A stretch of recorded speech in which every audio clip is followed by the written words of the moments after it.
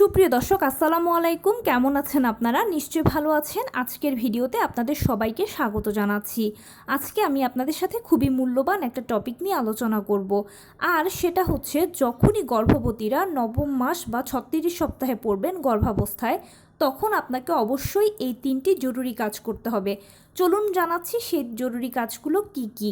By the way, মূল ভিডিওতে যাওয়ার আগে একটা কথা বলি, আমি আমার চ্যানেলে pregnancy related, specially normal delivery related অনেক ইম্পর্ট্যান্ট তথ্য ভিডিও আকারে শেয়ার করে থাকি। এই তথ্যগুলো আমার পার্সোনাল এক্সপেরিয়েন্স ও আমার ডক্টরের সাজেশন থেকে নেওয়া। তাই আমার চ্যানেলটিকে যদি একবার আপনারা ভিজিট করেন, তাহলে আপনারা আপনাদের প্রশ্নাতীত মনের অনেক প্রশ্নের উত্তর পেয়ে যেতে পারেন। আমন্ত্রণ জানাবো আমার চ্যানেলটিকে একবার ভিজিট করে দেখার জন্য। এবারে চলুন মূল আলোচনায় যাওয়া যাক। আমি শুরুতেই বলেছি আজকে আলোচনা করব যখনই গর্ভবতীরা গর্ভাবস্থার নবম মাস বা 36 সপ্তাহে পড়বেন, তখনই আপনাকে অবশ্যই এই 3টি জরুরি কাজ করতে হবে। এবারে বলি জরুরি কাজগুলো কি কি। আপনারা সবাই জানেন যে নবম মাস বা 36 সপ্তাহ থেকে কিন্তু ডেলিভারির গণনা শুরু হয়ে যায়। যে কোনো সময় যে কোনো মুহূর্তে ডেলিভারিটা হয়ে যেতে পারে। সেটা নবম মাসের শুরুতেও হতে পারে, মাঝামাঝিতেও হতে পারে, শেষেও হতে পারে। সেই জন্য যখনই নবম মাসে পড়বেন তখনই সর্বশেষ চেক আপটা করিয়ে নেবেন। আপনারা সবাই তো জানেন যে গর্ভাবস্থায় 4বার চেক আপ করাতে হয়। কোন 4বার? প্রথম কনসিভ করার পরে একবার, 5 মাসে একবার, 7 মাসে একবার, 9 মাসে একবার। সেই হিসেবে 9 মাস বা 36 সপ্তাহে সর্বশেষ চেক আপটা করাতে হবে। এটা নিয়ে কোনো নেগলেন্সি করবেন না প্লিজ। কেননা এই চেক আপটা এতটাই জরুরি যে এটার উপরে ডিপেন্ড করে আপনার কি নর্মাল ডেলিভারি হবে নাকি সিজার হবে। কারণ সর্বশেষ চেক আপ যখন করবেন, সেখানে যদি দেখেন যে রিপোর্টে সব কিছু ঠিকঠাক আছে, যেমন বাচ্চার পানি, পজিশন, প্লাসেন্টা, ওজন, বাচ্চা সার্বিকভাবে সুস্থ আছে, এমনকি আপনি নিজেও সার্বিকভাবে সুস্থ আছেন, গর্ভকালীন ব্যথা কষ্টগুলো বাদ দিয়ে কোনো জটিল রোগ নেই, ডায়াবেটিস, হাই ব্লাড প্রেশার এসব কিচ্ছু নেই, মোটামুটি সার্বিকভাবে সুস্থ যদি থাকেন, তাহলে ধরে নিতে পারেন যে ডেলিভারিটা নর্মালেই হবে। আর যদি কোনো জটিলতা থাকে, যেমন বাচ্চার উল্টো পজিশান, আড়াআড়ি পজিশান, বাচ্চা দুর্বল আছে, গর্ভে পানি কম আছে, আপনার ডায়াবেটিস, হাই ব্লাড প্রেশার এছাড়া অন্য জটিল রোগ আছে, এইসব ক্ষেত্রে কিন্তু অবশ্যই সিজার লাগবে। এ সময় নর্মাল ডেলিভারি হবে না। যদি আপনার মনে প্রশ্ন আসে যে কেন হবে না, এই কেনর উত্তর হচ্ছে এই সকল সিচুয়েশানে যদি নর্মাল ডেলিভারিটা করানোর চেষ্টা করা হয় বা অপেক্ষা করা হয় নর্মাল ডেলিভারির জন্য, তাহলে মা বা বাচ্চার জীবন ঝুঁকিতে পড়তে পারে। তাই আপনিও নিশ্চয়ই চাইবেন না বা ডাক্তাররাও চায় না যে আপনাদের কারো জীবন ঝুঁকিতে পড়ুক। কারণ আমাদের সবারই ফাইনাল উদ্দেশ্য থাকে যেন ডেলিভারিটা সুস্থ সুন্দরভাবে হয়, মা বাচ্চা যেন ভালো থাকে। সেজন্য এসব ক্ষেত্রে সিজারের প্রয়োজন আছে। আর সিজারের ক্ষেত্রে ডাক্তারই বলে দেবে যে অমুক দিনের অমুক তারিখে আপনার সিজার হবে, সে মতে আপনি সিজারটা করিয়ে নিতে পারবেন। এখানে একটা জরুরি ইনফরমেশান দিয়ে রাখি, যখন আপনারা সিজার করাবেন বা সিজারের চিন্তা করবেন, তখন একটা ভালো হসপিটাল চুজ করবেন এবং ভালো একজন ডাক্তারকে চুজ করবেন। কোনো নামসর্বস্ব ডাক্তার বা নামসর্বস্ব হসপিটালে যাবেন না প্লিজ। কারণ কি, সিজারটা হচ্ছে একটা অপারেশনের মতো, আর এখানে মা ও বাচ্চা দুজনের জীবনই কিন্তু মোটামুটি একটা ঝুঁকিতে থাকে, বা দুজনের জীবনের প্রশ্ন এখানে। তাই এখানে কোনো মানুষের জীবনের প্রশ্নের সাথে অন্য কোনো কিছুর তুলনা হয় না। সেজন্য যখনই আপনারা ডাক্তার চুজ করবেন, হসপিটাল চুজ করবেন, অবশ্যই অবশ্যই ভালো কোনো হসপিটাল ডাক্তার চুজ করবেন। কোনো নামসর্বস্ব ডাক্তার হসপিটাল চুজ করবেন না প্লিজ।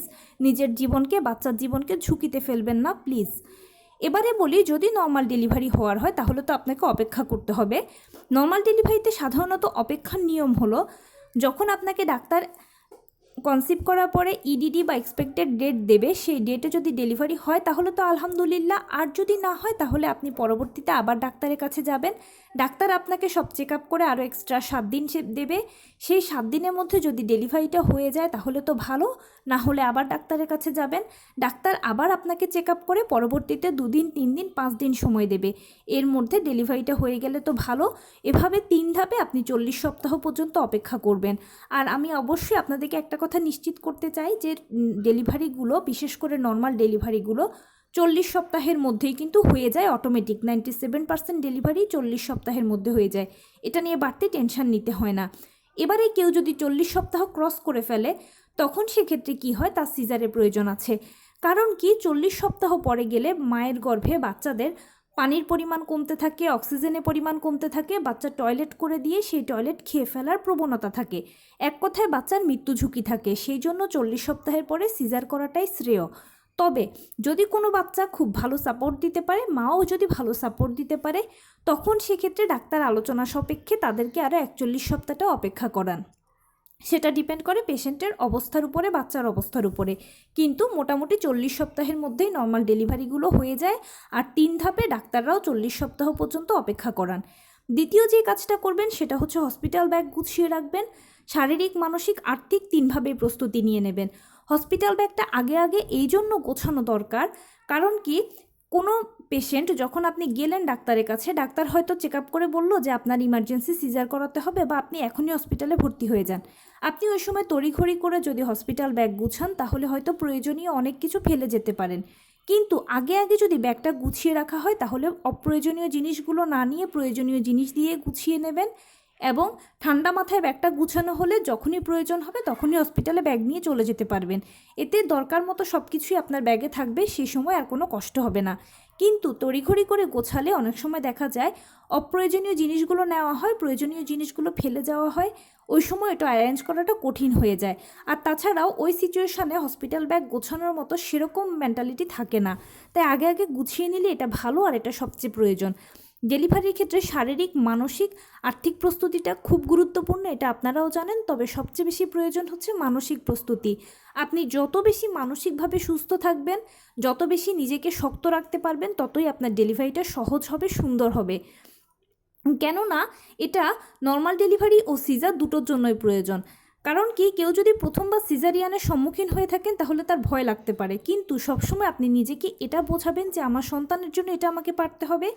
আর সবসময় ভালো চিন্তা করবেন, সন্তানের কথা চিন্তা করবেন। আর আপনি তো মা, আপনাকে এই সিচুয়েশনটা ওভারকাম করতেই হবে, এভাবে নিজেকে সাহস যোগাবেন। নর্মাল ডেলিভারি ক্ষেত্রে একই কথা, সবসময় নিজেকে সাহস দেবেন যে এত মানুষ যদি নর্মালে বাচ্চা জন্ম দিতে পারে, আমি কেন পারবো না? তাদের সবার মাঝে এমন কি সুপার পাওয়ারটা আছে যেটা আমার মাঝে নেই? সবাই শুধু ভয় পাচ্ছে না, আর আপনি ভয় পাচ্ছেন। ভয়টাকে জয় করতে হবে। আর যে ভয়টা পাচ্ছেন সেটা হচ্ছে মনের ভয়, বা এখন যে আমরা বলছি এই শোনার ভয়। এই ভয়টাকে যদি একবার জয় করতে পারেন, মন থেকে দূর করে ফেলতে পারেন, অপেক্ষা করতে পারেন, তাহলে ইনশাল্লাহ দেখবেন ফাইনালি সফলতা আপনারাই পাবেন। এবং সর্বশেষ যে কাজটা করতে হবে আপনাদেরকে, সেটা হচ্ছে নিয়মিত হাঁটাচলা করবেন, টুকটাক কায়িক শ্রম করবেন, লো কমেট ব্যবহার করবেন। একদম নিয়ম করে সকালবেলা ঘুম থেকে উঠে 30 মিনিট হাঁটাচলা করবেন, কিছুক্ষণ বাটারফ্লাই স্টাইলে বসে থাকবেন। ছবিতে দেখানো স্টাইলটা হলো বাটারফ্লাই স্টাইল। দুপুরবেলা খাবারের পরেও কিছুক্ষণ হাঁটাচলা করবেন, বাটারফ্লাই স্টাইলে বসে থাকবেন। রাতের বেলা খাবারের পরেও কিছুক্ষণ হাঁটাচলার পরে বাটারফ্লাই স্টাইলে বসে থাকবেন। লো কমেটটা ব্যবহার করবেন। এবং সেই সাথে আপনি সারাদিনে যা যেরকম কাজকর্ম করেন না কেন, সব কিছুর মাঝে যেন টুকটাক কায়িক শ্রম থাকে সেটা নিশ্চিত করবেন। অবশ্যই পুষ্টিকর খাবার খাবেন। নিয়মিত মাছ, মাংস, দুধ, ডিম, হলুদ ফলমূল, সবুজ শাকসবজি, লাল জাতীয় খাবার, ওমেগা 3 ফ্যাটি অ্যাসিড সমৃদ্ধ খাবার, কলা, খেজুর, বাদামের মতো ফলগুলো নিয়মিত খাবেন। প্রতিদিন 1 গ্লাস কুসুম গরম দুধ ও 2টো করে ডিম খাওয়ার কথা ভুললে চলবে না।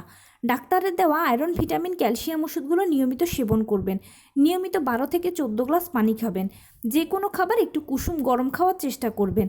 মোট কথা, এমনভাবে আপনি আপনার ফুড চার্টটা তৈরি করবেন যে সকল ভিটামিন, মিনারেলস, ক্যালসিয়ামগুলো যেন ঘুরে ফিরে আপনার বডিতে যায়, আপনার থেকে যেন বাচ্চা পায়। অনেকে বলেন যে নবম মাসের দিকে যদি বেশি খাওয়া দাওয়া করি তাহলে কি বাচ্চার ওজন বেড়ে যাবে না? নবম মাস হচ্ছে ডেলিভারির সময়, যে কোনো সময় ডেলিভারি হয়ে যেতে পারে। বাচ্চার যা জন্ম ওজন তৈরি হওয়ার, অলরেডি জন্ম ওজন তৈরি হয়ে গেছে, এখন শুধু সে পৃথিবীতে আসার অপেক্ষা। তাই নিশ্চিন্তে নিজেকে সুস্থ রাখার জন্য, বাচ্চাকে সুস্থ রাখার জন্য খাবার দাবার গ্রহণ করবেন। আর অবশ্যই যারা নর্মাল ডেলিভারি পেশেন্ট আছেন তাদেরকে তো এই ব্যাপারে জোর দিতে হবে। এর কারণ কি, নর্মাল ডেলিভারিতে সবাই জানেন যে বাচ্চাকে একজন মা চাপ দিয়ে বের করে। আর একটা মা তার বাচ্চাকে চাপ দিয়ে বের করাটা এটা কোনো মুখের কথা নয়। সেজন্য অবশ্যই আপনার শরীরে পর্যাপ্ত পরিমাণ শক্তি সঞ্চিত থাকতে হবে। আপনি হয়তো এখন নিজেকে দেখে মনে করছেন যে হ্যাঁ, আমি তো ফিটফাট আছি, কিন্তু না, ওই সময়টাতে আপনি এত প্রেশার দেবেন, তখনও ডাক্তার বলে যে মা আপনি করছেন কি, জোরে জোরে চাপ দিন না। আপনার এখন মনে হচ্ছে আপনার যথেষ্ট শক্তি আছে, কিন্তু তখন মনে হবে যে আমার শরীরে আর এক বিন্দুও শক্তি নেই, আমি পারছি না চাপ দিতে। এই জন্য অবশ্যই বডিতে আপনার প্রচণ্ড পরিমাণে বা ভালো পরিমাণে শক্তি থাকাটা সবচেয়ে বেশি প্রয়োজন। খাওয়া দাওয়ার প্রতি জোর দেবেন, খাবার থেকে শক্তি পাবো আমরা, এটা আপনারা সবাই জানেন। আরেকটা কথা বলতে চাই, সেটা হচ্ছে আপনি যেই ধর্মের অনুসারী হন না কেন, বেশি করে উপরওয়ালাকে ডাকবেন।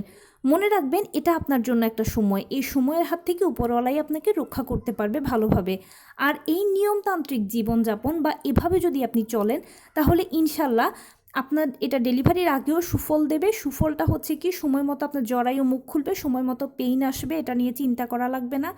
সিজারিয়ান পেশেন্ট হয়ে থাকলেও এটা আপনাকে যথেষ্ট শক্তপোক্ত রাখবে, এবং যখন আপনার ডেলিভারি হয়ে যাবে, ডেলিভারি হয়ে যাওয়ার পরেও এই জিনিসটা বা এই নিয়মতান্ত্রিক জীবনযাপনটা আপনাকে দ্রুত সুস্থ হতে সহায়তা করবে, সেটা আপনার নর্মাল ডেলিভারি পেশেন্ট হন বা সিজারিয়ান পেশেন্ট হন। এখানে একটা কথা বলি কি, ডেলিভারিটা কি নর্মালে হলো না সিজারে হলো সেটা কোনো বড় কথা নয়। বড় কথা হচ্ছে ডেলিভারিটা যেন সুস্থভাবে হয়, সুন্দরভাবে হয়, আপনার সন্তান যেন ভালোভাবে আপনার কোলে আসে, আপনি যেন ডেলিভারি পরে সুস্থ থাকেন, এটাই আমাদের সবসময় কামনা হওয়া উচিত। নর্মাল ডেলিভারি হলো না সিজার হলো সেটা বড় কথা নয়, এগুলো তুচ্ছ বিষয়। এই দুটো সন্তান জন্মদানের পদ্ধতি মাত্র। কিন্তু আমাদের সমাজের কিছু বিকৃত মানসিকতার লোক আছে যারা এই জিনিসগুলোকে ভালো আর মন্দের পর্যায়ে নিয়ে গেছে, কিন্তু আসলে মোটেও এগুলো এর ধরনের কোনো ব্যাপার নয়। আপনার সন্তান সুস্থভাবে আসাটা বড় কথা, আপনি সুস্থ থাকাটা বড় কথা।